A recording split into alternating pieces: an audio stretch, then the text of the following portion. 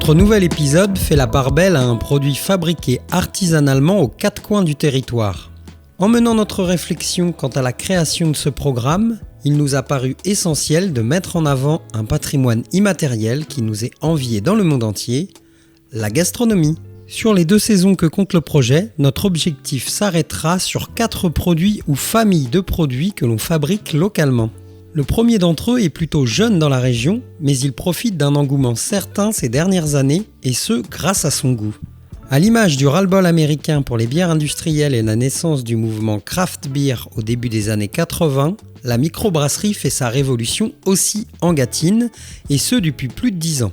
On en compte quasiment 10 à l'échelle de notre territoire. Alors pour illustrer ce patrimoine déjà incontournable, nous sommes allés à la rencontre de 3 d'entre elles. La première est tenue par Jean-Marie Birteg.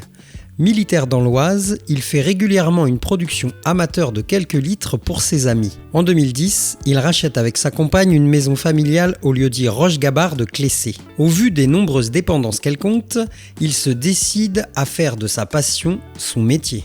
J'ai créé la brasserie en 2015. Aujourd'hui, dans la gamme, on va trouver 9 bières toutes bio. On va avoir des bières blondes, des bières ambrées, brunes, blanches, parfumées à la fleur de sureau. On va trouver de la bière triple, de la Black IPA, une bière récemment brassée. Et la toute dernière arrivée, une bière au gingembre, la Miss Ginger. Pour brasser une bière, on va avoir différentes étapes. Donc on va commencer par l'empâtage. Le but va être de mélanger de l'eau à un malt qu'on aura préalablement concassé. S'ensuit une étape de cuisson du grain qui va durer 1h30 environ. On va ensuite filtrer ce jus qui a été créé, qu'on va mettre dans une cuve d'ébullition. On va faire bouillir ça pendant 1 heure environ.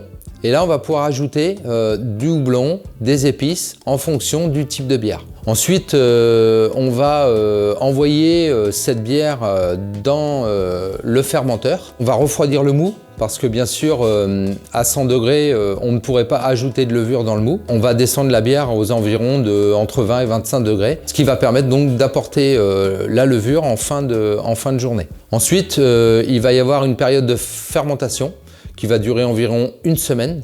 On va contrôler au bout de cette semaine que la fermentation s'est bien déroulée.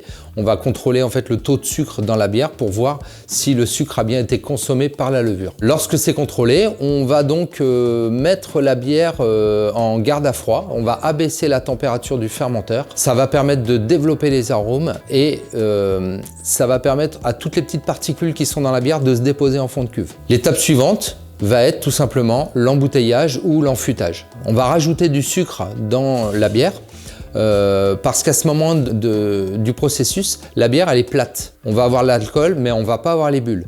On va donc rajouter le sucre pour qu'il y ait une fermentation dans la bouteille ou dans le fût qui va permettre donc de créer le CO2 nécessaire à la consommation de la bière. Donc on va mettre ça suite à l'embouteillage dans une chambre chaude justement pour que la fermentation reprenne et que le sucre soit à nouveau consommé pour faire le CO2 nécessaire. Ça va durer une dizaine de jours. On va pouvoir donc consommer la bière après cette étape. Jean-Marie produit des bières bio avec de l'orge produit à Clessé et du houblon produit à Chalandray dans la Vienne. Dans les brasseurs de Gâtine, il y a ceux qui sont paysans brasseurs. Notre balade nous emmène maintenant à Beugnon-Tireuil, dans une exploitation convertie en bio depuis plus de 30 ans. Chez Louis et Marguerite, on perpétue une tradition familiale instituée par les grands-parents il y a bien longtemps. Sur la ferme, à côté des champs d'orge et de la future culture de houblon, on rencontre Thomas Vergniaud dans les locaux de sa nouvelle brasserie flambant neuve. Louis et Marguerite, qu'est-ce que c'est ? C'est une ferme-brasserie, c'est-à-dire qu'on brasse à partir des céréales qu'on cultive sur la ferme qui est conduite en agriculture biologique depuis plus de 30 ans. Et aujourd'hui, on est plusieurs associés avec Karine et Yann. Alors la question, pour devenir autonome, est-ce qu'on est brasseur et on devient paysan ou paysan qui devient brasseur ? Nous, notre histoire, on est paysan avant tout. Donc notre idée, c'est vraiment de faire de la terre à la bière, et donc forcément paysan, qui valorise, qui sublime les produits en bière. Pour alimenter la brasserie, effectivement, nous, le cœur du projet, c'est la matière première produite localement. Qu'est-ce qu'on produit pour ça ? Il y a plein de céréales différentes. La céréale phare, c'est l'orge. Voilà, là, c'est notre or. C'est une orge spécifique, nous, qui permet de nous faire à la fois de la bière, mais aussi des spiritueux et bientôt du whisky. Bien sûr, ensuite, on peut utiliser d'autres céréales, comme le blé, l'épeautre, le seigle, le sorgho, voilà, on pourrait faire plein de choses. Nous, sur la ferme, c'est principalement de l'orge, du blé, du seigle, de l'épeautre et de l'avoine de temps en temps. Alors, nous, notre gamme, elle est composée de 2 grandes familles. On va dire vraiment une première famille qui est les incontournables.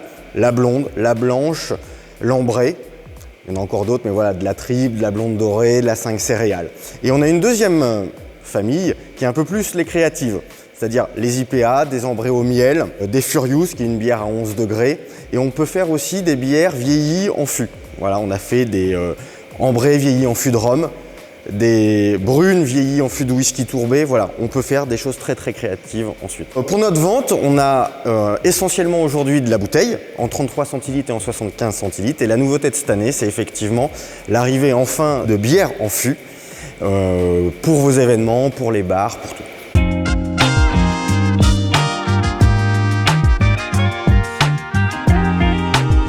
Retour en capitale de Gâtine.